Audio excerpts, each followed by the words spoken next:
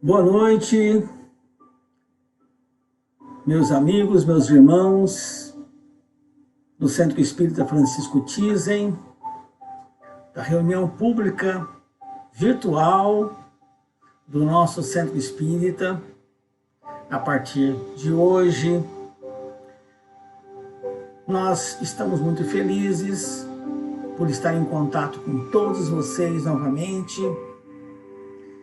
Vamos iniciar então a nossa reunião pública de hoje, 21 de abril de 2020, com uma prece.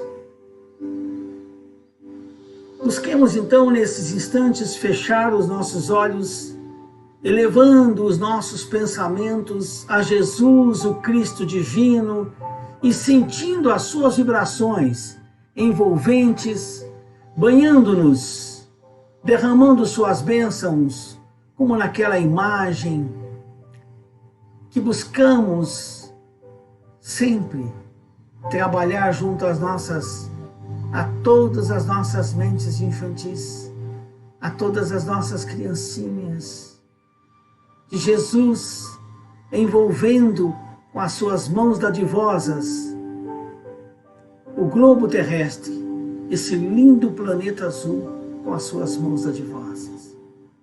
E nesses instantes, Senhor Jesus, em que dores maiores acompanham a toda a humanidade, trazendo a todos nós provações coletivas que afetam a toda a humanidade. Nós te pedimos, Senhor Jesus, que banhe nesses instantes todos os lares do mundo, que envolva cada um, que envolva as mentes e os corações de todos os nossos pequeninos irmãos de toda a terra. Tu que conheces tão bem como pastor querido das nossas almas, todas as nossas necessidades reais, envolve a todos, em todas as nações, todos os pequeninos irmãos em sofrimento, sejam na África, sejam no continente asiático, na Europa, na América do Norte, em toda a América Latina. Derrama, Senhor, as suas bênçãos sobre todos aqueles que se encontram, especialmente aqueles doentinhos que se encontram nos hospitais, os milhares que se encontram nas UTIs. Envolve a cada um, trazendo a esperança, a paz e a confiança irrestrita no nosso Pai Celeste. Permita-nos, Senhor Jesus, que nesses instantes sintamos essa luz intensa fluindo sobre nós, trazendo a esperança e a paz interior. Fica conosco, Senhor Jesus. Graças a Deus, que Deus seja louvado. Que assim seja. Bom, meus irmãos, nós vamos então dando início à nossa palestra. Lembrar que nessa palestra inicial nós estamos trabalhando o capítulo 5º do Evangelho segundo o Espiritismo, Bem-aventurados os aflitos. Neste capítulo, o nosso mestre leonês, Allan Kardec, traz reflexões muito seguras a respeito desse item das bem-aventuranças, em que Jesus lembra de todas as aflições. O mestre leonês, Kardec, faz questão de nos itens iniciais do capítulo 5º do Evangelho, trazer para nós importantes reflexões sobre as causas das aflições, né? Lembrando inicialmente que todas as aflições, elas são causadas por nós mesmos, né? Por nós mesmos. Ele no item 4 e 5, ele trabalha, nos lembra que que as causas das nossas aflições, elas podem ser divididas em dois tipos. O primeiro, as aflições cujas causas estão ligadas às nossas conquistas das nossas vidas anteriores. E o outro tipo são as aflições que nós causamos na própria vida atual, na vida presente. Que nós vamos trabalhar também um itemzinho em que se é lembrado isso. São os tormentos voluntários. Imagina que nós vamos querer sofrer. Pois é, mas isso faz parte. Isso ele lembra no item inicial, no comentário inicial desse capítulo, lembrando que a justiça divina, ela se faz presente. Como dizia Einstein, Deus não joga dados com o mundo. Deus não está para brincadeira. E como o Mestre Jesus nos falou que Deus é soberanamente justo e bom, e que nós podemos confiar, porque é um Pai amoroso, foi Jesus que nos trouxe essa primeira notícia, bela notícia, de que Deus é Pai amoroso, que jamais faria como de nenhum de nós faz. Ele nos lembra assim, olha, se vocês que são maus, se um filho despede um pão, vocês não dão pedras. Imagina o Pai amoroso. Confiemos nele. Lembramos que Paulo disse que nós estamos envolvidos pelo hausto do Criador, que o pensamento divino nos envolve, nos interpenetra, porque nele vivemos, nos movemos, somos.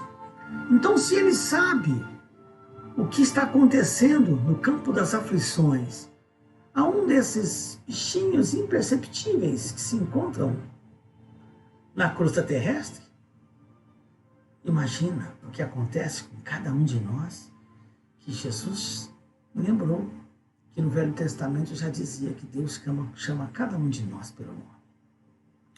Bom, só que em relação às aflições, Kardec coloca um trecho de Lacordaire, onde Lacordaire nos lembra que existe o bem e o mal sofrer. Tá? E Lacordaire, sobre essas palavras do Cristo, sobre as bem-aventuranças, as aflições, o Lacordaire, ele nos traz o seguinte, que o bem-aventurados, os aflitos, as palavras de Jesus, bem-aventurados os aflitos, o reino dos céus lhe pertence.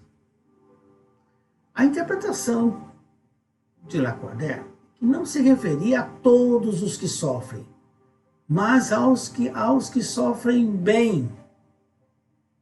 Que paradoxo! Sofrer bem. Bom, é bom a gente se lembrar do seguinte, onde estamos? Como diz o mineiro, onde eu estou, pouco eu vou. Onde estou? O que sou? Para onde vou? Onde estou? Estou num planeta de expiação e provas, habitado, em sua grande maioria, pelos espíritos da terceira ordem ainda. Primeira ordem de espíritos puros, a segunda ordem, os bons. Terceira, os imperfeitos. Começa na 10ª classe, classificação pedagógica do mestre Kardec. E ele nos diz assim que nós, aqueles que aqui habitam, são espíritos que necessitam do sofrimento. Porque a Terra, ela é uma somatória praticamente de três situações que dá para a gente comparar fazer uma similitude com a Terra, né? Os espíritos vão nos dizendo que a Terra é uma prisão misturada com um hospital, misturada com escola. É uma escola correcional. para espíritos que necessitam buscar as suas melhorias. E é governado pelo nosso Senhor Jesus Cristo. Então, o que nos acontece nesses instantes de pandemia?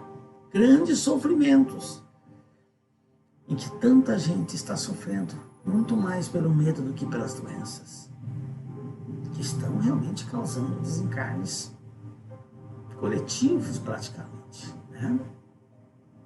O que seria o bem e o mal sofrer? Bom, nem todos sofrem bem. O que é sofrer bem? Ele referia, segundo Lacordaire, aqueles que diante da dor provam sua fé, sua perseverança e sua submissão à vontade de Deus. Esses são aqueles que sofrem bem. Ou seja, aproveitam a prova. O que é uma prova? Na escola qualquer. É o momento de nós comprovarmos o conhecimento adquirido.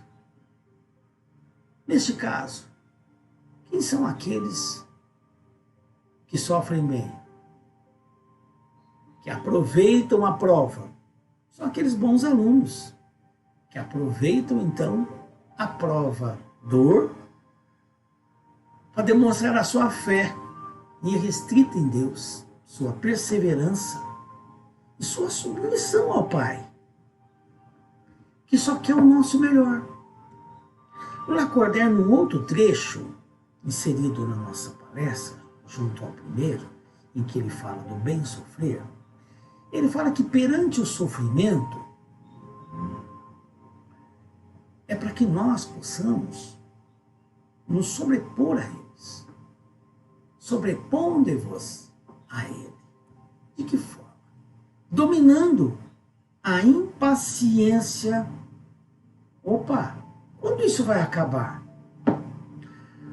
Lá no Eclesiastes tem um trecho em que está escrito: há um tempo determinado para tudo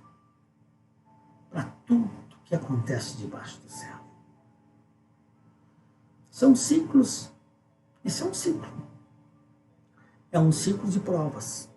Não tem semana de provas nas faculdades, nas escolas? Estamos na semana de prova, gente. É sofrimento, não é? A gente tem que se lembrar de tudo. Pois é. Mas temos que ser pacientes. Domine a impaciência. Domine a cólera. Meu Deus, tinha que cair isso. Justo isso que eu não aprendi ainda. Pois é. Está caindo. É a nossa prova. Não adianta a cólera. Não adianta o desespero. Meu Deus, e agora? Xantipas, esposa de Sócrates, chega para ele e fala: Sócrates, está acontecendo coisa terrível, terrível, uma injustiça. Como assim? Você foi condenado à morte? Ele falou: mas como? Todos nós estamos condenados à morte. Mas é uma injustiça? Bom, você gostaria ainda que fosse justa essa condenação dos homens? Não tem problema. Não adianta a gente não se desesperar. Não é? Porque Deus está presente. Deus está presente em todos os instantes. Os meus avós diziam que não cai uma folha da árvore sem que Deus não queira. É verdade. Para que o desespero? Confiamos em Deus, o nosso Senhor Jesus Cristo, que governa a terra sob a direção divina. Ele sabe o porquê de todas as dores. E sabe o momento certo também para que sejam aliviados. Os cérebros luminosos que estão nesses instantes trabalhando incansavelmente para buscar doenças que controlam e vacinas que impedem o seu contágio, são enviados do nosso Senhor Jesus Cristo. E são espíritos com certeza preparados para isso. Eles têm as fórmulas. Eles vão encontrá-las. Tá? É só o nosso Senhor deixar chegar no tempo. Eles vão chegar. Porque tem equipes enormes. Se você imagina, se do lado de cá tem muita gente nos laboratórios trabalhando, imagina a multidão de inteligências sublimes que estão nesses instantes trabalhando no plano espiritual, auxiliando para se buscar essas formulações. Lacordaire continua: aqueles que sabem sofrer terão centuplicada a alegria que lhes falta na terra. Aqueles que sabem sofrer. Saber sofrer. Aceitando. Lembra de Jesus? No momento do martirológico? É necessário que eu tome esse cálice? No nosso caso, com certeza. Não há dúvida. Tá? Aqueles que sabem sofrer terão centuplicada a alegria que lhes falta na terra. Nós tivemos uma primeira distribuição de alimentos nesse sábado aqui no Tise. Sofrimento, nós vimos muito sorriso. Muitos sorrisos nos lábios das mãezinhas, dos paizinhos, das crianças que acompanharam ao receber essa fagulha, essa migalha que foi destinada. Tá? Nos deu alegria, mesmo no momento de tantas surpresas, de tantas tristezas. Kardec também coloca nesse capítulo 5 do Evangelho segundo o Espiritismo, em que ele trata das aflições, a questão das perdas dos entes queridos, perda das pessoas amadas. E Samsun, o texto de Samsun, que era companheiro de Kardec, foi o primeiro que desencarnou da equipe de Kardec, da Sociedade Parisiense, e que permitiu, inclusive, uma comunicação durante o velório, mostrando justamente a vida vencendo a morte. E Samsun, então, escreve um texto muito interessante. Diante das perdas das pessoas amadas, e milhares estão se separando dos seus entes queridos, né, neste momento de provação coletiva de toda a Terra, considerar as razões divinas, não se esquecer da justiça divina. Deus é Pai. Deus sabe exatamente o tempo do retorno. E é um momento de reflexões. Traz tantas reflexões para tantas criaturas. Considerar os interesses espirituais, que sobrepujam os interesses humanos. Todos sabemos orar a oração do Pai Nosso, né? No Pai Nosso nós repetimos com muita fé, com muito fervor: seja feita a vossa vontade. E eu aprendi com a minha mãe ainda acrescentar aqui: e não a nossa. Então, considerar os interesses espirituais que sobrepujam os interesses humanos, puramente humanos. Considerar as esperanças da vida futura. O Sermão da Montanha inteiro, todas as bem-aventuranças, não encontram nenhum tipo de possibilidade real aqui na Terra. Todas elas estão ligadas à vida futura. Consideremos também a presença espiritual da pessoa amada. Quem foi? É um momento de reflexão. Existem mensagens, já na época de Kardec, que dizia justamente que nesses tempos de transição existem grandes desencarnes em massa, que é justamente para mexer realmente com as criaturas. É tão rapidinho, né?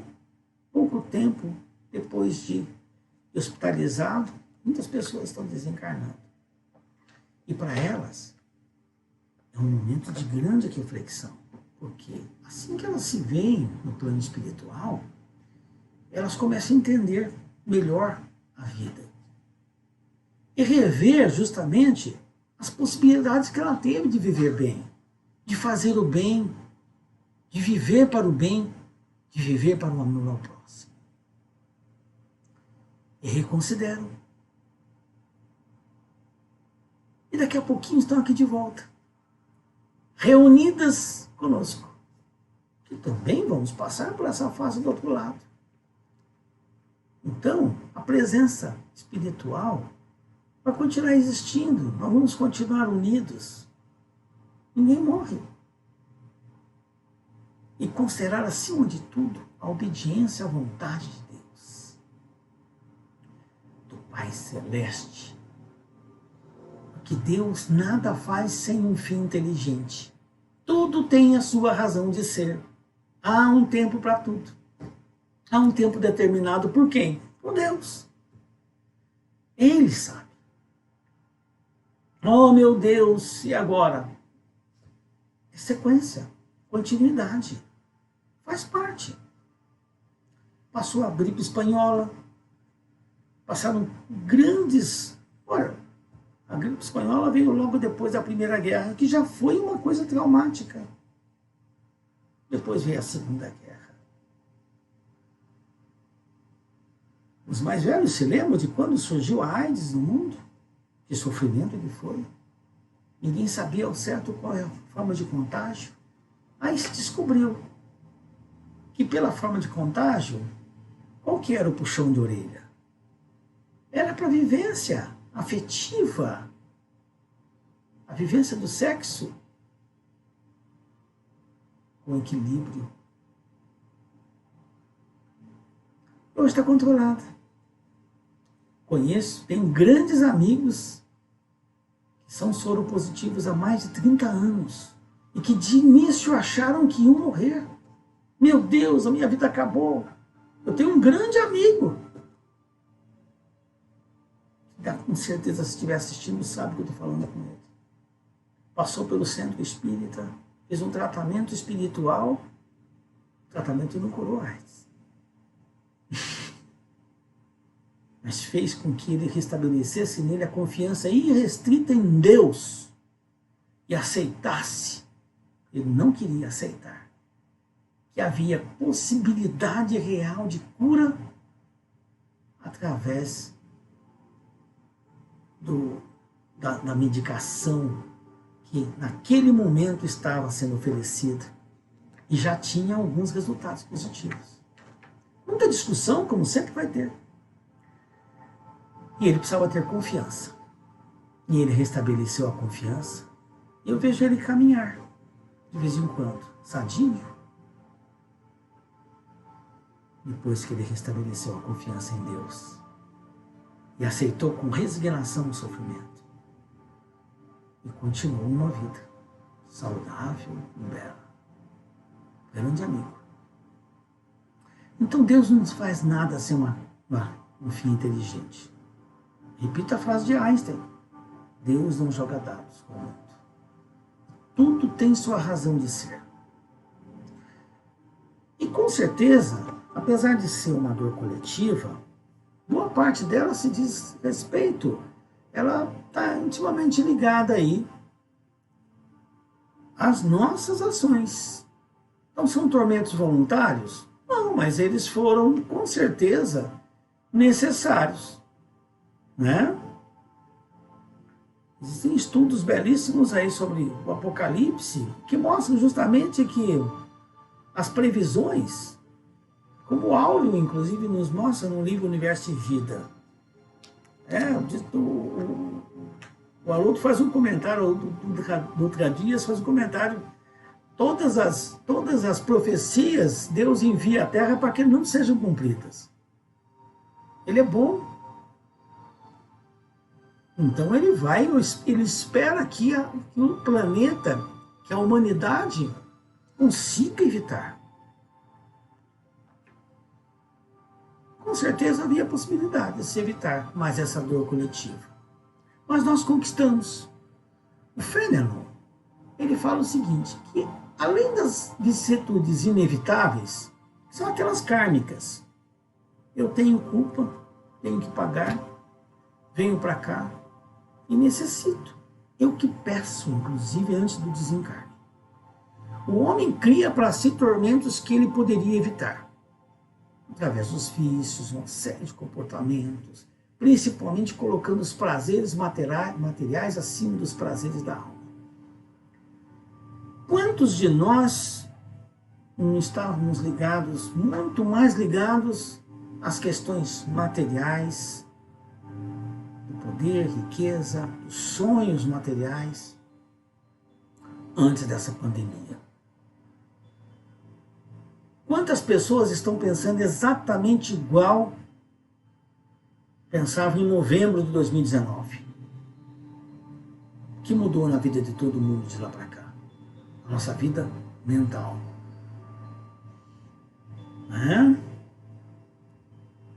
O que é que nós mudamos? O que mudou nesse mundo, nesse tempo?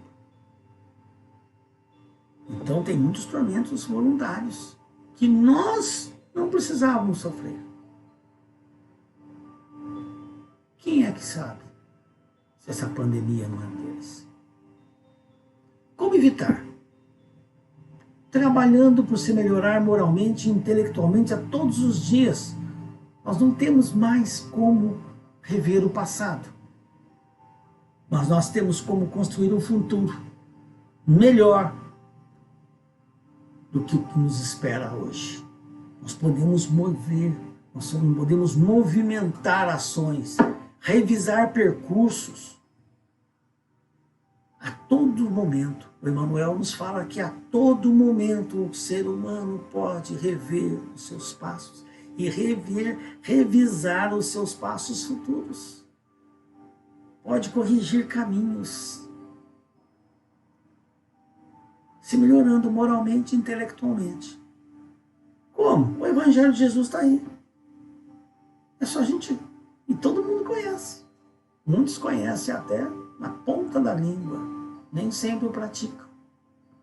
Vivenciam, como Francisco de Assis dizia, que o Evangelho é para ser pregado, divulgado a todo momento, se necessário por palavras. Que a forma melhor vai ser pelo exemplo, como nos reforça Emmanuel, dizendo que nós temos que teorizar pelo exemplo. Então, meus irmãos, a mensagem de hoje era só lembrar isso. Lembrar que nós temos o bem e o mal sofrer. Os sofrimentos são necessários. Bem-aventurados os aflitos. No primeiro trechinho, bem ou mal sofrer, eu destaquei um item para ler no final. Não nos esqueçamos. O Lacordaire nos fala o seguinte: o desânimo não falta. E Deus vos recusa consolações quando não tiverdes coragem. E que a prece é o principal sustentáculo que nós podemos ter em todos os momentos de aflições. Fique com Deus, que a paz do nosso Senhor possa envolver todos nós, hoje e sempre.